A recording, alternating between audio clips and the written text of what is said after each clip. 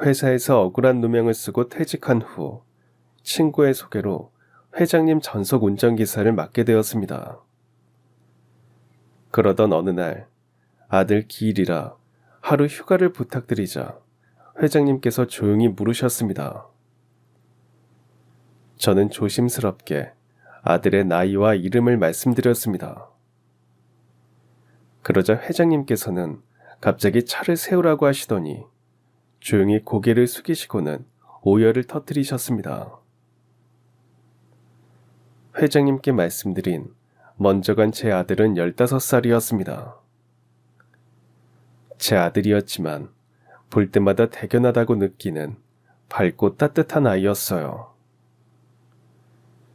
어릴 적부터 4살 어린 동생이 울기라도 할 때면 아빠인 제 품보다 더 오래 같이 있는 형품이 더 편하다며 달려와 꼭 안아주던 그런 아이였죠. 비 오는 날이면 우산 없이 학교에 온 아이 친구에게 자기가 쓰던 우산을 슬쩍 주고 본인은 비에 젖은 채로 집에 돌아오는 아이이기도 했습니다. 한 번은 학교에서 돌아온 아이가 또 흠뻑 젖은 채로 집에 들어서기에 잔소리를 했더니 아이가 저에게 웃으며 말하더군요. 아빠, 사람은 누군가 몰래 도와주는 게 진짜 멋있는 거래요. 그 말을 들으며 저는 속으로 얼마나 대견해했는지 모릅니다. 그날 이후로도 저는 아이가 말하는 그 진짜 멋있는 사람이 되기 위해 얼마나 애쓰는지를 곁에서 지켜볼 수 있었습니다. 학교에서 급식이 부족한 친구에게 몰래 자기 반찬을 덜어주거나 운동장에서 다친 아이 곁에 끝까지 남아 손을 잡아주는 모습을 선생님께 전해 듣곤 했죠. 제가 따로 가르치지 않았음에도 아이는 참 따뜻한 사람이 되어 있었습니다. 어느 날은 친구가 집안 사정으로 생일을 제대로 못 챙긴다는 이야기를 들었다면서 자신의 용돈을 탈탈 털어 작은 선물을 사고 카드까지 정성스레 써서 준비하더군요. 그냥 친구가 생일날 웃었으면 좋겠어서요. 그 말에 저는 또 한 번 감동했습니다. 아이는 늘 누군가의 마음을 먼저 들여다보고 손 내밀 줄 아는 아이였습니다. 누구보다 밝았고 또 누구보다 깊이 있는 마음을 지닌 아이였죠. 그렇게 자기보다 남을 먼저 생각하며 조용히 마음을 내어주는 모습을 보며 저는 늘 속으로 생각하곤 했습니다. 이 아이는 세상을 더 좋게 만드는 사람이 되겠구나. 참 잘 자라주었다. 그렇게 대견한 아이였습니다. 그래서 더 보고 싶고 더 그리운지도 모르겠습니다. 방학이면 매일같이 축구공 들고 나가 하루 종일 뛰어놀다 땀범벅이 되어 들어왔고 밤이면 동생과 이불 속에서 조그만 손전등 켜고 만화책을 나눠 읽곤 했죠. 아내는 늘 말했습니다. 저 아이는 커서도 사람들 사이에서 따뜻한 빛을 줄 거야. 저도 믿었습니다. 정말 그렇게 될 줄 알았습니다. 그만큼 아이를 믿었고 사랑했죠. 아이와 함께했던 모든 순간이 축복이었고요. 주말이면 아이는 꼭 아침부터 저를 깨우곤 했습니다. 아빠, 자전거 타러 가요. 그 눈망울이 얼마나 반짝였는지 모릅니다. 잠이 덜 깬 얼굴로 마당에 나가보면 벌써 헬멧을 쓰고 자전거에 올라타 저를 기다리고 있었죠. 그렇게 둘이서 공원까지 달리고 또 같이 쉬면서 아이는 저에게 이런저런 이야기를 쏟아내곤 했습니다. 학교에서 있었던 일, 친구들과 나눈 농담, 요즘 자기가 빠져있는 게임 이야기까지. 아이가 그 시간을 얼마나 저보다도 훨씬 더 좋아했는지 모릅니다. 그렇게 저와 시간을 보내고 집으로 돌아오면 아이는 항상 동생을 먼저 챙기더라고요. 그러나 아이에게 둘째는 형, 같이 간식 먹자 하며 남겨놓은 과자를 들고 형 방으로 뛰어들어가던 둘째 아이의 모습이 아직도 눈에 선합니다. 사소한 장난에도 동생과 깔깔거리며 웃는 아이들의 그 웃음소리는 우리 집을 가장 따뜻한 곳으로 만들어 주었죠. 아내는 그런 아이를 볼 때마다 늘 미소를 지었습니다. 이렇게 밝고 따뜻하게 자라줘서 얼마나 고마운지 몰라. 정말 그랬습니다. 아이들 덕택에 우리 가족은 매일이 축제 같았고 하루하루가 감사한 날들이었죠. 겨울이면 온 가족이 거실에 둘러앉아 귤을 까먹으며 영화를 보았고 아이들의 제잘거림에 웃음이 끊이지 않았습니다. 때로는 제가 지쳐서 말수가 줄면 조용히 제 곁에 와 앉아 손을 꼭 잡아주던 아이라 어떨 때는 아버지인 제가 아이에게 위로와 위안을 받기도 했고요. 아빠 힘들어요? 내가 옆에 있을게요. 의젓하게 해준 아이의 말 한마디에 가슴이 뭉클하고 피로가 싹 가시곤 했습니다. 그 아이는 우리 가족에게 있어 빛이었고 기둥이었고 사는 이유였습니다. 늘 웃음소리로 가득하던 식탁, 함께 걷던 공원의 길, 밤이면 들려오던 아이의 낮은 숨소리까지 모두가 그립죠. 참 좋은 아이였습니다. 그리고 참 고마운 아이였습니다.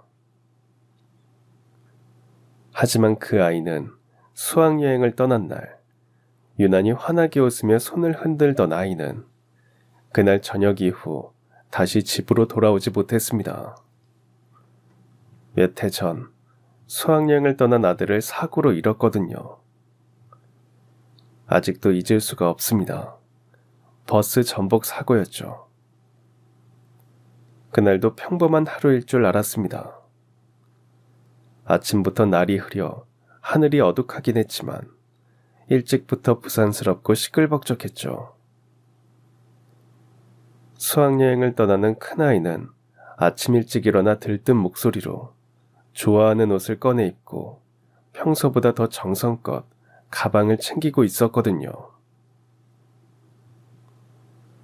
누가 보면 이민이라도 가는 줄 알겠다. 2박 3일 가면서 뭘 그렇게 싸. 궁금해 들여다보며 물으니 다 쓸 데가 있어라며 웃더라고요. 빵빵한 가방을 짊어지고 가기가 힘들었는지 그날따라 데려다 달라고 하더군요. 학교 앞에 데려다주는 내내 싱글벙글하기에 저는 그런 아이의 모습을 보며 재밌게 놀다 와. 엄마한테 기념품도 사오고 장난스레 말하며 손을 흔들었죠. 제 말에 아이는 활짝 웃으며 걱정 마. 내가 잘 골라서 사올게. 나 잘 다녀올게. 신나서 손을 흔들고는 친구들과 함께 버스에 올랐습니다. 그게 아이와 나누는 마지막 인사가 될 줄은 정말 꿈에도 몰랐습니다. 그날 저녁 TV 속 속보 자막을 보고 가슴이 철렁 내려앉더라고요. 땡땡 중학교 수학여행 차량 전복, 사망자 발생. 아이가 다니는 학교 이름을 보는 순간 머리가 어지러웠습니다. 처음엔 설마 우리 아이는 아닐 거라고, 설마 아니겠지, 아니어야만 한다고 되뇌었죠. 하지만 곧 학교에서 전화가 왔고 저는 급히 병원으로, 사고 현장으로 달려갔습니다. 그리고 그곳에서 마주한 건 창백한 얼굴로 조용히 누워있는 우리 아들이었습니다. 아이는 여기저기 긁힌 것 말고는 평소처럼 자고 있는 것 같았지만 아무리 부르고 어깨를 흔들어도 눈을 뜨지 않더라고요. 아이의 손을 잡으며 아이의 이름을 불러보았지만 아이의 손은 자꾸 처지면서요. 사고는 비 오는 굽은 산길에서 일어났다고 하더군요. 아이가 탄 버스의 운전기사가 졸음운전을 했고 순간적으로 버스는 가드레일을 뚫고 산비탈 아래로 굴러 떨어졌답니다. 당시 안전벨트를 매지 않은 아이들이 많았고 우리 아이도 그중 하나였습니다. 자유롭게 오고 가며 장난을 치던 아이들도 많았다고 하더라고요. 한순간의 실수와 무관심이 여러 아이의 생명을 앗아가고 말았던 거죠. 장례식 내내 저는 숨을 쉴 수가 없었습니다. 아내는 아이의 사진이 놓인 그 앞에 앉아 좀처럼 사진에서 눈을 떼지 못하더군요. 하염없이 흐르는 눈물로 두 눈이 퉁퉁 부었지만 그 눈으로도 아들의 마지막 모습을 한순간이라도 더 담아두려는 듯 바라보았죠. 가슴을 찢는 듯한 통곡 소리에 조용하던 빈소가 울컥울컥 흔들리는 것 같았습니다. 둘째는 저희 품에서 한시도 떨어지려 하지 않으며 슬픔을 표현하더군요. 형은 어디 갔어요? 언제 오는 거예요? 초등학생이라 아직 어린 둘째는 무슨 일이 일어난 건지 제대로 이해하지 못한 채 오지 않은 형을 부르며 울고 또 울었습니다. 저는 둘째를 안았고 아내의 어깨를 감싸 안았지만 도무지 아무 말도 못했고요. 어떤 말도 어떤 위로도 이 고통을 덜어낼 수 없다는 걸 알고 있었으니까요. 입관을 준비하던 날 아내는 마지막으로 아들의 머리칼을 손으로 쓰다듬었습니다. 이렇게 차가우면 안 되는데 우리 아들 엄마가 금방 만나러 갈게. 엄마가 더 잘해주지 못해서 미안해. 나중에 만나면 못한 거 다 해줄게. 아내는 그 말을 끝내 다 못하고 흐느끼며 손을 떼지 못한 채 울더군요. 저는 가까이 다가가 아내의 어깨를 감싸 안았지만 그 작은 떨림조차 온몸으로 느껴져 눈물이 왈칵 쏟아졌습니다. 장례를 마친 뒤 집으로 돌아온 첫날 밤, 집안은 유난히 조용하고 텅 빈 느낌이었죠. 집으로 돌아오자마자 아이의 영정사진을 들고 아들의 방문을 열자 그 방 안에 남아있는 체온 같은 것들이 저희를 더 미치게 만들더라고요. 책상 위엔 여행 가기 전날 밤까지 아이가 끄적였던 수학여행 계획표가 그대로 놓여 있었고 침대 위엔 아직 아들의 향이 남아 있었거든요. 아내는 그 침대에 얼굴을 묻고 다시 한번 울음을 터뜨리며 일어나지 못하더군요. 저는 그 모습을 뒤에서 지켜보다가 조용히 방문을 닫았습니다. 그날 밤 둘째는 한참을 형의 사진을 꼭 안고 잠들더라고요. 매일 밤이 무서웠습니다. 사진 속에서 웃고 있는 아들의 모습은 여전히 선명한데 이제 그 아이를 더는 불러낼 수 없다는 사실이 너무나도 비현실적으로 느껴져서요. 아내는 새벽마다 깨어나 베란다 쪽을 멍하니 바라보고 저는 아무 말 없이 그 곁을 지키는 것밖에 할 수 있는 일이 없었습니다. 그리고 매일 밤 저는 마음속으로 아들에게 말을 겁니다. 잘 자라 아들. 아빠는 너를 절대 잊지 않을 거야. 동생도 엄마도 아빠가 지킬게. 그러니까 거기선 아프지 말고 편히 쉬어라. 그 후로 몇 년이 흘렀지만 아직도 버스를 보면 수학여행이라는 말을 들으면 심장이 조여옵니다. 그날 아침 손을 흔들며 웃던 아이의 얼굴이 아직도 눈에 선하고요. 아이를 보내준 그날 이후 저희 집은 깊은 침묵에 잠겼습니다. 아내는 마치 세상과 단절된 사람처럼 하루 종일 창밖만 바라보며 앉아 있었죠. 아무 말 없이, 아무 표정 없이 그저 창 너머로 무언가를 기다리듯 멍하니 앉아서요. 가끔 햇살이 거실로 스며들면 아내의 볼에 말라붙은 눈물 자국이 선명하게 보였고요. 저는 그런 아내 곁에 조용히 앉아 말 한마디 없이 손만 꼭 잡아주었습니다. 그 순간 무슨 말도 위로가 되지 않는다는 걸 알기에 침묵 속에서 서로의 손을 잡는 것밖에 할 수 있는 일이 없더라고요. 그래서 그날 이후로 저희는 더 이상 예전처럼 웃을 수 없었습니다. 생각했던 것보다 큰아들은 저희에게 너무도 소중한 존재였더라고요. 누구도 자식보다 먼저 세상을 떠나야 한다고 말하는 이유를 알겠더군요. 언제나 잘 웃던 아내는 말을 잃었고 저는 그저 둘째 아이를 바라보며 하루하루를 겨우 버티는 느낌으로 지내게 됐습니다. 어느 날 둘째 아이가 제 무릎 위에 올라타 묻더군요. 아빠, 형아 언제 와요? 둘째의 그 한마디에 저는 숨이 턱 막히는 게 느껴지더라고요. 가슴이 찢어질 듯이 아팠습니다. 목이 메어 아무 말도 나오지 않았고 저는 그저 아이를 꼭 안아줄 뿐이었죠. 작은 팔이 제 목을 감싸 안고 작은 손이 제 등을 두드리는 그 순간 저는 겨우겨우, 정말 겨우겨우 버텨냈습니다.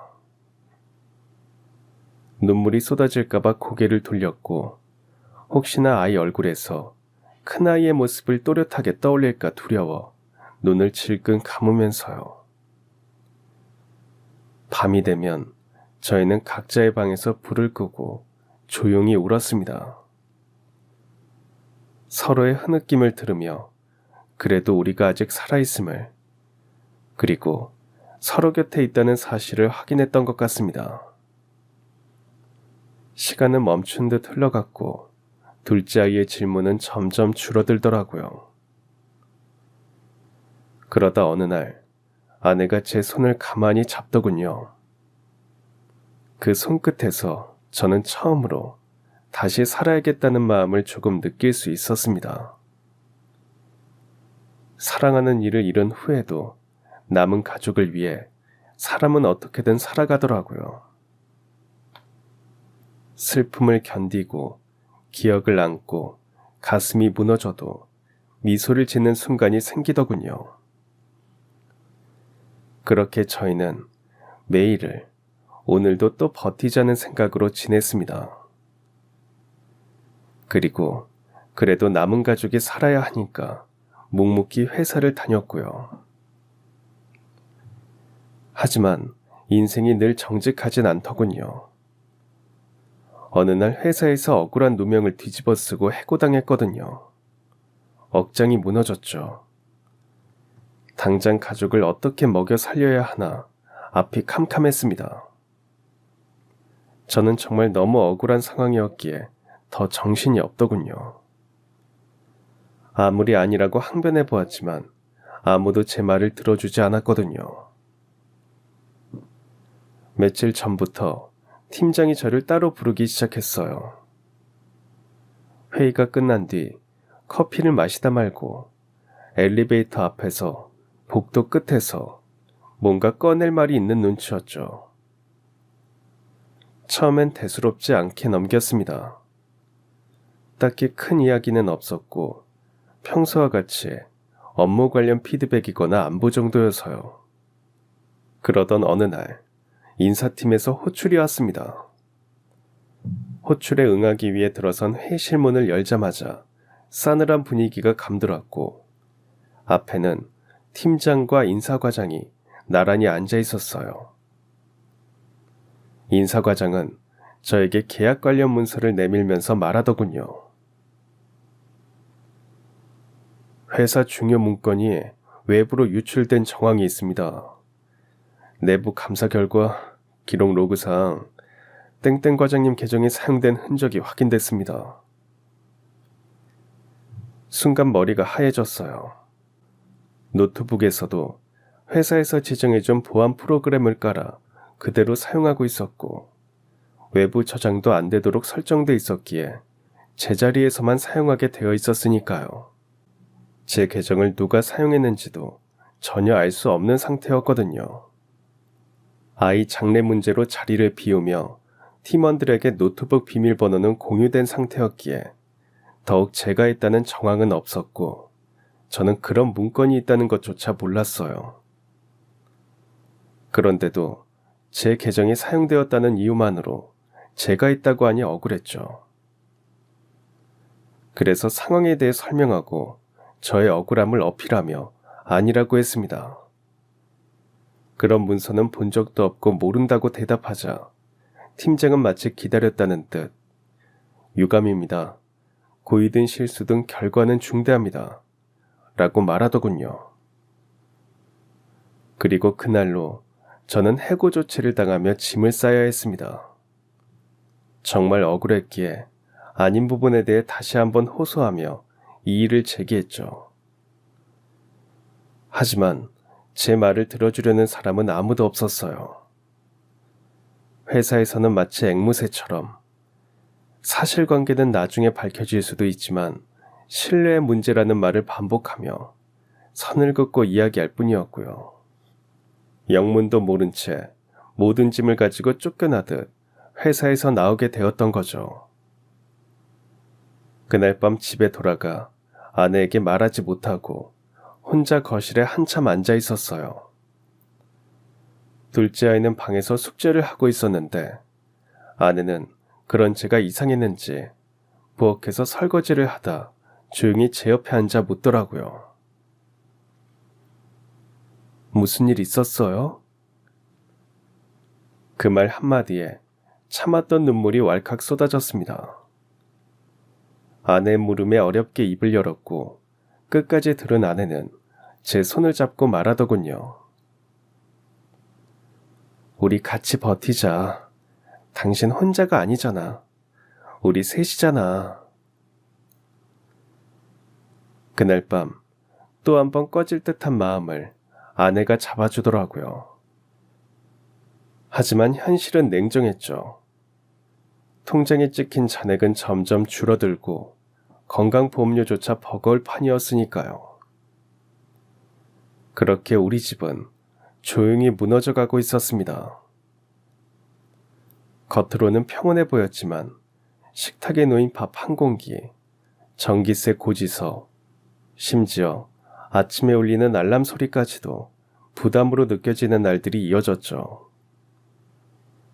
가장 먼저 줄이게 된 건 외식이었습니다.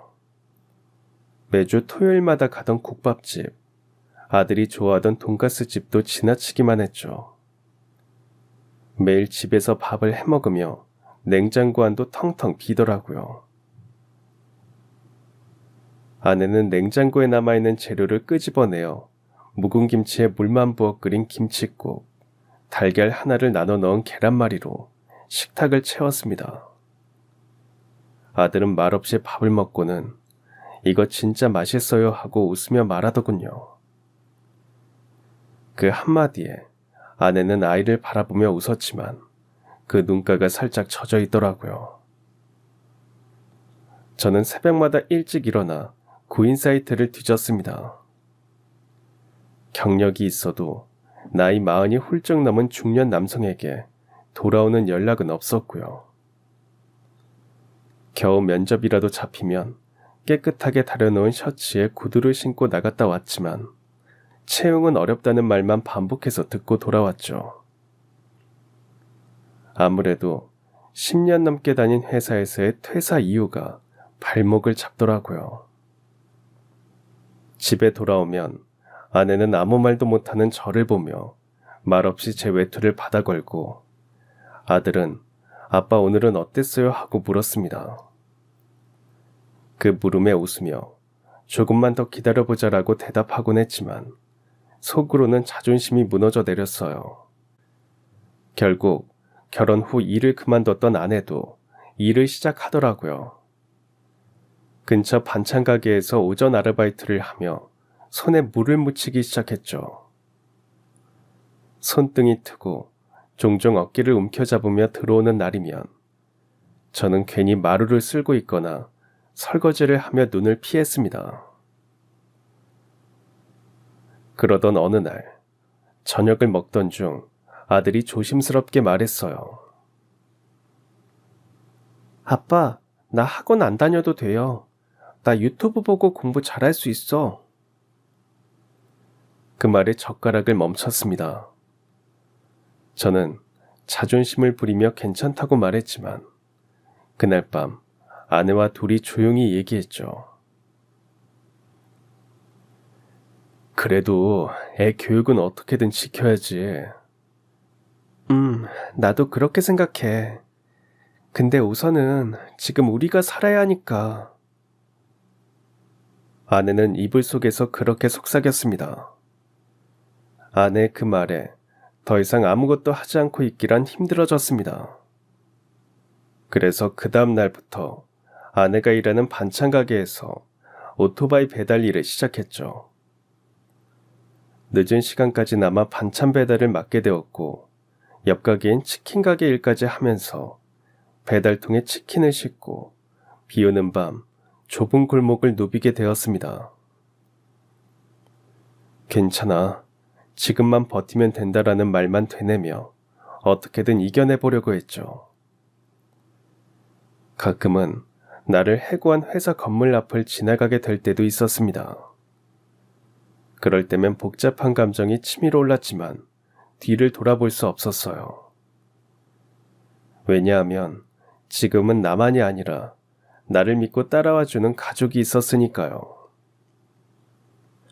퇴사 후 3개월이 지나 겨울이 오면서 집에 작은 난로 하나를 들이고 방 한 칸에 이불을 푹에 덮고 셋이 나란히 누워 잤습니다. 그날 밤 아들이 말했어요. 우리 이렇게 자니까 캠핑 온 것 같아. 진짜 재밌다. 저는 그 말에 눈을 감고 조용히 웃었지만 먼저 떠난 큰아이 얼굴이 아른거렸죠. 큰아이가 있었다면 더 따뜻하고 즐거웠을 것 같았거든요. 둘째가 형의 빈자리를 채우려는 듯이 노력하는 모습이 안쓰러워 보였고요. 남은 건 저희 셋만 남았고 비록 가진 건 없지만 서로를 위하는 마음 하나로 이 겨울도 견뎌낼 수 있을 것 같다는 생각이 들어 견뎌야 했던 거죠. 모든 걸 잃었다고 생각하던 그 순간 저는 스스로에게 다짐했습니다. 그래도 나는 다시 일어설 거야. 아내와 아들, 우리 셋이 함께 견디며 쌓아온 시간들은 그 어떤 화려한 성공보다도 더 값지고 단단한 힘이 되어줄 거라고 믿었죠. 그래서 주저앉을 수 없었습니다. 억울함을 밝히기 위해서도, 그리고 무엇보다 남은 가족을 지켜야 했기에 저는 다시 일어설 방법을 찾아야만 했고요. 그때 오랜만에 만난 친구가 제 상황을 듣고 조심스럽게 말을 꺼내주었습니다. 혹시 운전기사 자리 하나 알아볼래? 너 군대에서 운전병이었잖아. 그래서 너의 운전 실력은 내가 보증하지. 한번 만나보기라도 해봐. 그렇게 소개를 받아 처음 인사를 드리게 된 분이 바로 지금의 회장님이셨습니다. 처음 뵈었을 때 회장님은 굉장히 무표정하시고 말씀도 거의 안 하셔서 솔직히 조금 위축됐던 기억이 납니다. 저런 분 밑에서 잘 지낼 수 있을까 하는 걱정도 솔직히 들었죠. 하지만 저는 주어진 일에 묵묵히 최선을 다했고 불평 한마디 없이 늦게까지 남아 일하기도 했습니다. 저희 세 가족이 충분히 쓸 수 있는 돈을 벌어가려면 그 정도는 견뎌야 한다는 걸 처참한 경험을 통해 알고 있었기에 기쁜 마음으로 일했던 것 같습니다. 물론 저와 나이 차가 크지 않은 회장님을 깍듯이 모시면서 기가 죽기는 하더라고요. 그런 저를 보고 제가 어떤 보고를 드리면 처음엔 그냥 고개만 끄덕이시던 회장님이 어느 날 퇴근길에 조용히 물 한 병을 건네주셨어요. 오늘 하루 종일 물도 못 마시는 것 같던데 그러면 되나요? 마셔요. 그게 저희 사이의 첫 대화였습니다. 그날 이후로 조금씩 회장님의 말씀이 늘어나기 시작했어요. 회장님이 저를 지켜보고 생각해 주신다고 느껴지니 존중받는 기분이 들었고요. 오늘 일은 어땠어요? 이런 방식은 어떻게 생각해요? 이런 식으로 조언도 해주시고 가끔은 본인의 예전 이야기도 들려주셨죠. 수행기사일 뿐인 저에게 예의를 차려주시는 회장님이 존경스러워졌고요. 일 이야기뿐 아니라 가족 이야기도 물어봐 주시고 젊은 시절 고생담까지 서로 나누게 되면서 자연스럽게 가까워졌다고 느끼게 되었습니다. 제가 어리긴 해도 같은 시대를 지나쳐온 동년배이다 보니 통하는 게 많더라고요. 그러던 어느 날엔가는 회장님께서 퇴근길에 저를 불러 세우시더니 시간 되면 저녁같이 할래요 하시더라고요. 처음엔 조금 놀랐지만 마침 가족과 약속이 없던 날이라 흔쾌히 따라 나섰죠. 작은 식당이었는데 회장님이 늘 혼자 식사하시는 단골 식당이라 하시더군요. 식사하면서 소소한 이야기를 나누게 되었는데 처음으로 사모님 이야기를 들었습니다. 몇 해 전 병으로 세상을 떠나셨다고요. 그러다 보니까 일하시는 아주머니께 늦게 들어가 밥 해달라고 하기가 그래요. 그래서 여기 자주 오는데 입에 맞아서 좋더라고요. 오 기사님은 어때요? 회장님은 담담하게 이야기하셨지만 어딘지 모르게 익숙한 느낌의 쓸쓸함이 보였죠. 사모님이 돌아가시기 전부터 딸은 외국에서 살았고 회장님은 혼자 지내신다더군요. 그때부터였던 것 같아요. 회장님을 그냥 윗사람이 아닌 외로운 한 사람으로 보게 된 계기가 된 것 말이죠. 그날 이후로 저는 출근할 때마다 회장님을 한 사람으로 보게 됐습니다. 늘 바르고 단정한 모습으로 사무실에 들어서시지만 그 어깨 너머로는 어딘가 말할 수 없이 깊은 고요함이 느껴졌죠. 사람이 그렇게 아무렇지 않게 웃으면서도 속으로는 어떤 무게를 감당하며 살아가는지를 회장님을 보며 처음 알게 된 것 같습니다. 퇴근 후에 혼자 식당에 들러 밥을 드시는 모습, 직원들 앞에서는 다정하지만 결코 흐트러지지 않는 태도의 회장님의 모든 게 누군가에겐 존경이었죠. 하지만 회장님도 사람으로서 외로움을 견디고 계시는 거라 생각하니 친근해지더군요. 그래서 어느 날은 제가 문득 그런 말씀을 드렸습니다. 회장님, 오늘은 제가 식사 대접해도 될까요? 그 말에 회장님은 웃으시며 오늘은 내가 얻어먹는 날인가 보네요 하시더라고요. 그렇게 둘이 밥을 먹으며 이야기꽃을 피우던 중 회장님이 조용히 말씀을 하셨어요. 사람이 나이가 들면 챙겨주는 사람 하나 있는 게 그렇게 고맙더라고요. 그 말이 왜 그리 마음에 오래 남았는지 모르겠습니다. 저도 사실 누군가에게 그런 존재가 되고 싶었거든요. 누군가의 하루를 조금 덜 외롭게 해주는 사람 말이죠. 먼저 떠난 아이가 했던 말처럼 티내지 않고 말하지 않으면서요. 그날 이후로 저는 회장님이 단지 일을 통해 맺어진 관계가 아니라 인생의 한 구간을 함께 지나가는 동행처럼 느껴지기 시작했습니다. 아마 그 감정은 누군가의 외로움에 조용히 스며들고 싶다는 마음에서 비롯된 걸지도 모르겠습니다. 그리고 그게 제가 이 일을 계속할 수 있는 힘이 되어 주었고요. 그렇게 시간이 지나고 아들 기일이 또다시 다가왔습니다. 세 번째 기일이 되었다는 게 믿기지 않았지만 시간이 그렇게 흘렀더라고요. 앞선 두 번의 기일은 다행히도 제가 휴일이었는데 세 번째 기일은 아니었죠. 그래서 하는 수 없이 회장님께 양해를 구해야겠다고 마음먹게 되었죠.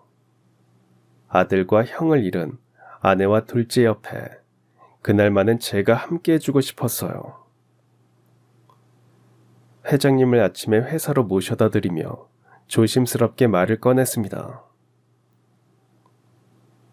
회장님, 내일은 제가 휴가를 좀 쓰겠습니다. 아들 기일이라서요. 그 말에 서류를 보시던 회장님이 고개를 들어 저를 보시는 게 룸미러로 통해 보였죠. 오 기사님, 아들을 잃으셨어요? 조심스럽게 물으시는 회장님의 목소리가 떨리더라고요.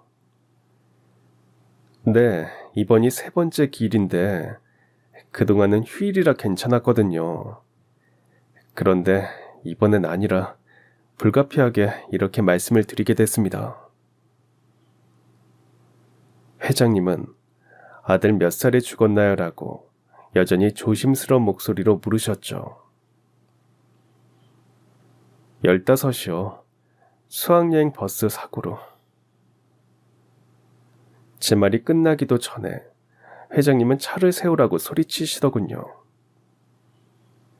회장님의 외침에 차를 갓길에 세웠더니 어깨를 들썩이며 우시기 시작했습니다. 영문을 몰라 뒤를 돌아보며 괜찮으십니까? 하고 물었지만 대답도 없으셨죠. 한참을 그렇게 눈물을 흘리시던 회장님은 고개를 드시며 물으시더라고요. 혹시 아들이 땡땡 중학교에 다녔나요? 아이가 다니던 학교 이름에 놀란 제가 그렇다고 대답하자 회장님은 저희 아이 사진이 있는지 물으시면서도 눈물을 멈추지 못하셨죠. 그래서 항상 지니고 다니던 아이 사진을 내밀어 보여드렸고요. 회장님은 저희 아이 사진을 보시고는 다시 한번 놀라시더니 또 물으셨습니다. 그럼 혹시 아들 이름이 준호인가요? 회장님께서 저희 아이 이름까지 알고 계신다는 게 놀라워 이번엔 제가 물었죠. 예, 맞습니다. 회장님께서 저희 아이 이름을 어떻게 아십니까? 회장님은 손으로 얼굴을 감싸고 울부짖으시더군요. 잠시 말씀을 멈추셨던 회장님은 다시 말을 이어가셨습니다. 그 준호라는 아이, 우리 아들이랑 같은 반이었어요. 우리 아이와 자주 어울렸죠. 저는 그때 해외 출장 중이어서 장례식에도 못 갔어요. 서둘렀지만 늦었더군요. 아내는 그때 이후 충격을 받고 몸이 안 좋아져서 속병이 난 건지 앓다가 떠났고요. 그렇게 말한 회장님은 한참 동안 말없이 창밖을 바라보셨어요. 저는 감히 어떤 말도 할 수가 없었습니다. 그 고요한 침묵 속에서 회장님의 떨리는 목소리가 다시 들려왔죠. 사실 제 아들은 늦둥이였습니다. 나이가 들어서야 얻은 아이라 그런지 유난히 애틋하고 조심스러웠어요.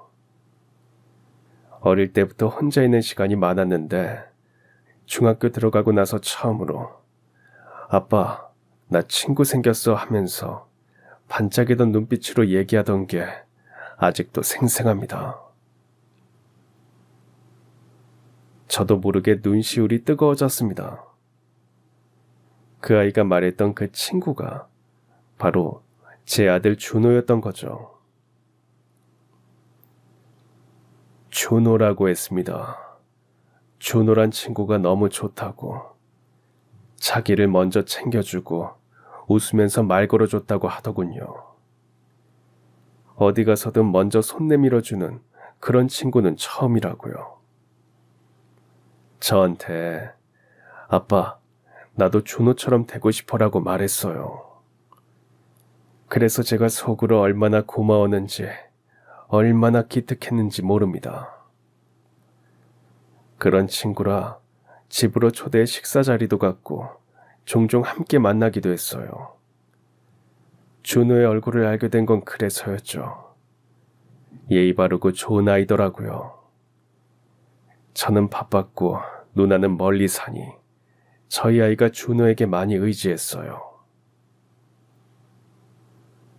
회장님의 눈에 다시 눈물이 고였고 저도 모르게 핸들을 꽉 움켜쥐고 있더군요. 아들의 빈자리는 언제나 아픈데 이렇게 누군가의 기억 속에서도 소중한 존재로 남아있었다는 사실에 가슴이 뭉클했습니다. 그제야 저는 회장님이 왜 그토록 가슴 아파하시며 크게 오열하셨는지 이해하게 됐죠. 우리 아이는 세상을 떠났지만 그 마음과 따뜻함은 누군가의 삶 속에서 여전히 살아있다는 걸 알게 된 것만으로도 저에게는 큰 선물이었고요. 차 안에는 긴 침묵이 흘렀습니다. 하지만 그 침묵은 더 이상 무겁지 않더라고요. 마치 서로의 상처를 조금이나마 이해하게 된 듯한 묵묵한 위로 같은 시간이었죠. 창밖으로 스쳐 지나가는 풍경을 바라보며 저는 잠시 망설였습니다. 말보다 더 깊은 위로가 필요할 것 같다는 생각이 들었거든요. 그러다 조심스럽게 가방 안에서 한 장의 사진을 꺼냈습니다. 그리고 회장님께 아들이 친구들과 찍은 마지막 사진을 보여드렸습니다. 그 사진엔 소년들이 환하게 웃고 있었고 회장님도 웃으시더군요. 제 아들과 회장님의 아들이 다른 친구들과 함께 웃고 있었거든요. 그날 이후 회장님은 제게 마음을 온전히 여신 것 같았습니다. 일과를 보내시는 와중에도 종종 저희 아이에 대해 물으시며 회장님 아들에 대해 이야기를 들려주시기도 하면서 서로 많은 공감과 이해를 하게 되었죠.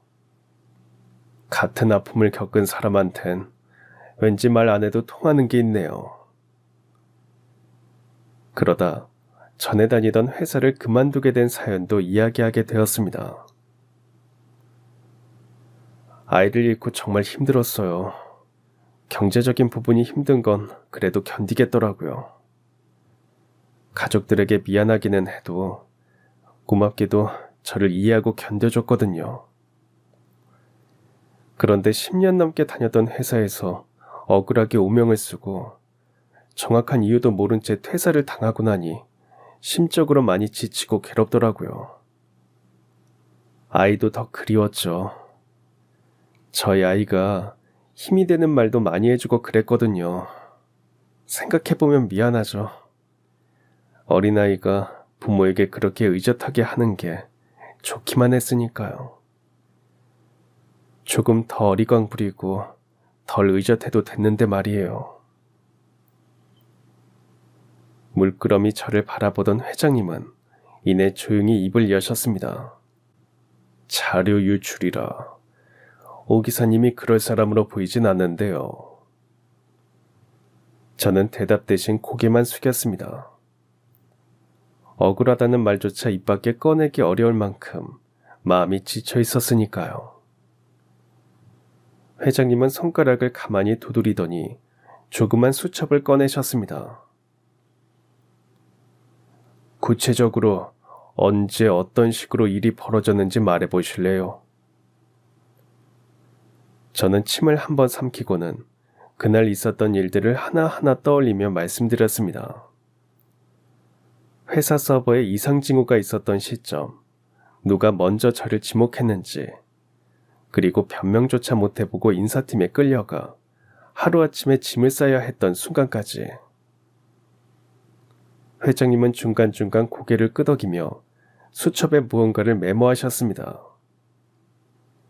말씀이 없으셔서 무슨 생각을 하시는 건지 도무지 알 수 없었지만 그 눈빛엔 어딘가 단호한 결심 같은 게 서려 있었습니다. 며칠 뒤 들은 이야기로는 회장님은 그날 저와 나눈 이야기를 바탕으로 제가 다녔던 회사의 회장에게 직접 전화를 거셨다고 하더군요. 그것도 아주 조용히, 아무도 모르게요. 진상 좀 파악해 보시죠. 괜찮은 인재를 헛되이 내치신 것 같습니다. 회장님은 그렇게 말하며 상대방이 당황할 새도 없이 전화를 끊으셨다더군요. 그리고는 며칠을 기다리셨답니다. 진실이 스스로 드러나기를. 며칠 후 퇴사한 회사의 회장님이 직접 제게 연락을 주셨습니다. 혹시 예전에 근무하셨던 땡땡팀 자료 정리해 두신 게 있습니까? 그 말에 저는 제가 억울함을 입증하려고 따로 정리해 두었던 이메일, 회의록, 심지어 누가 어떤 말을 주고받았는지 적어둔 일기까지 몽땅 전달해 드렸죠. 회장님은 고맙소. 이건 확실한 증거라며 짧게 말하시고는 전화를 끊으셨습니다. 다음 날부터 사내에서 조용한 파문이 일기 시작했다더군요. 조용하되 아주 강력하게 말이죠. 익숙한 이름들이 하나둘 사내 인트라넷에서 사라졌답니다. 제 뒷담화를 퍼뜨리고 실수를 덮어 씌운 바로 그 팀장부터 보고서를 조작하고는 제 책임으로 돌린 팀원들까지 모두 정리해고가 된 겁니다. 어느 날은 점심시간 직전 사내 메신저로 긴급 인사 공지가 올라왔고 해당 직원은 회사의 기강을 해친 행위로 인해 금일부로 면직 조치합니다라는 문구가 나란히 떴다더군요. 온 회사가 갑작스런 비리가 알려지며 웅성이는 사이 그 사람들은 하나둘 정리되어 저보다도 더 비참하게 회사를 떠나게 된 겁니다. 그동안 누가 거짓을 꾸며내고 있었는지를 다들 알게 된 거예요.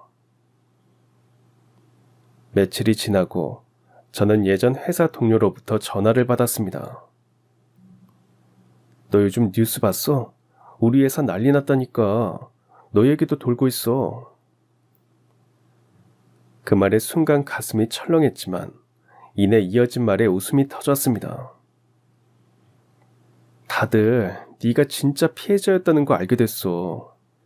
팀장이 했던 짓들 네가 보고한 거 하나하나 다 사실로 드러났대. 진짜 대단하다 너. 순간 오랫동안 눌러왔던 감정이 북받쳐 올랐습니다. 억울했던 날들, 속수무책으로 비난을 감당했던 기억들, 그 모든 게 떠오르면서 눈시울이 붉어졌죠. 하지만 이번엔 슬퍼서가 아니었습니다.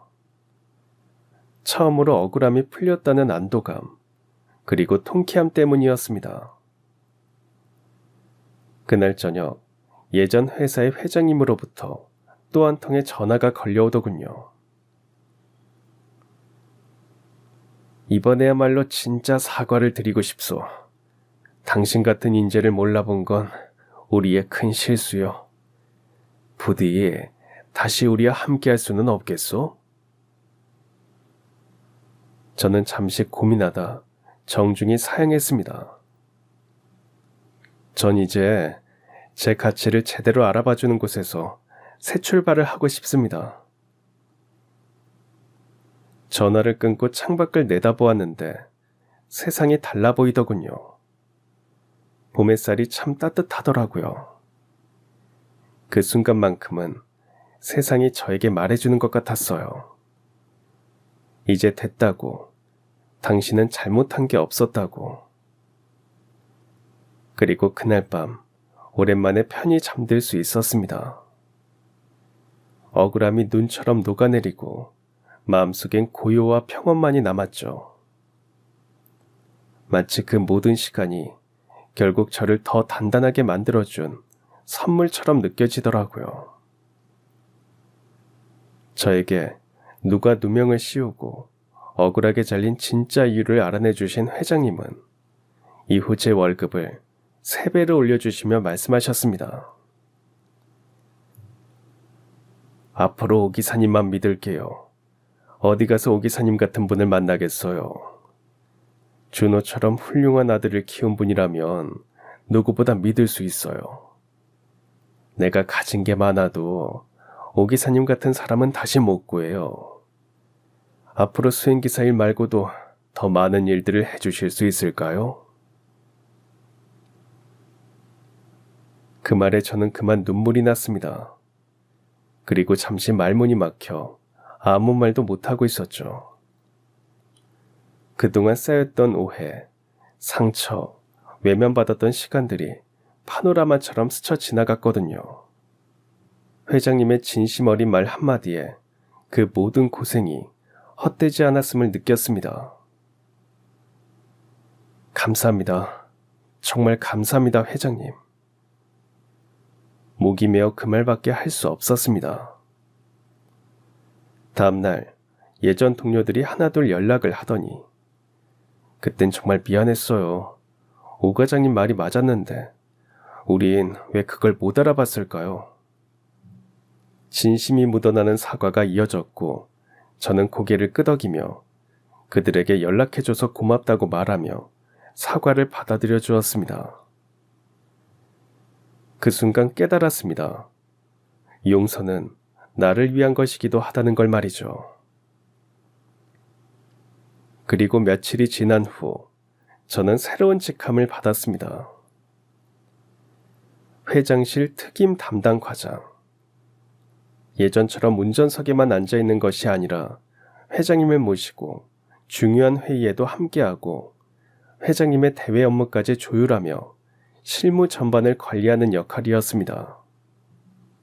이제는 더 이상 억울하게 짐 싸서 나가야 했던 과장이 아닌 신뢰받는 핵심 인재로서의 새 인생이 시작된 것이죠.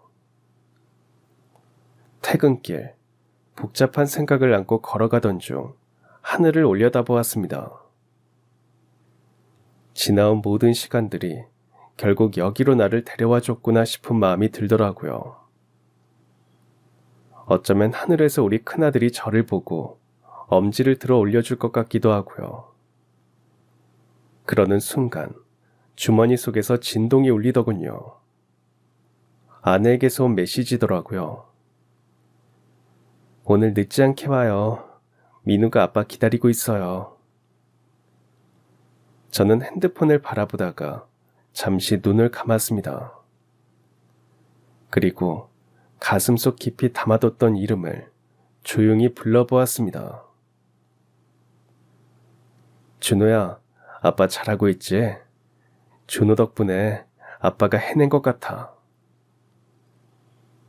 집에 도착하자 민우가 문 앞까지 뛰어나와서 반겨주더라고요. 아빠 왔다. 저는 아직도 어린아이 같은 민우를 꼭 안아주며 말했습니다. 우리 아들 오늘도 기다려줘서 고마워. 그 순간 하늘에서 별 하나가 반짝이는 걸 봤습니다.